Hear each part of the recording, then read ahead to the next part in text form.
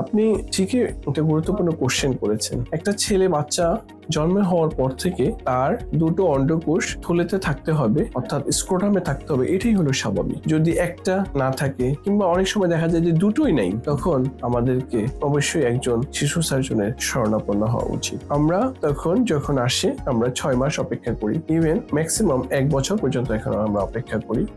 যদি দেখি যে 1 বছর বয়সের মধ্যেও তার ওই একটি অন্ডকোষ অথবা দুটো অন্ডকোষই যদি তার স্ক্রোটামে অর্থাৎ থলেতে না থাকে, তাহলে আমাদেরকে অন্ডকোষটা যেখানে থাকুক না কেন পরীক্ষা করে দেখতে হয় কোথায় আছে, পেটের ভিতরে অথবা তার যেখানে নামার কথা সেই রাস্তার কোথাও আছে কিনা। সেখানে আমরা আল্ট্রাসাউন্ড অথবা অন্যান্য পরীক্ষা করার মাধ্যমে লোকেশন অথবা তার স্থানটা নির্ণয় করে পরবর্তীতে অবশ্যই অপারেশন করে দিতে হবে। 1 বছরের বেশি আমরা কখনো অপেক্ষা করি না এবং করা কোনোভাবেই ঠিক না।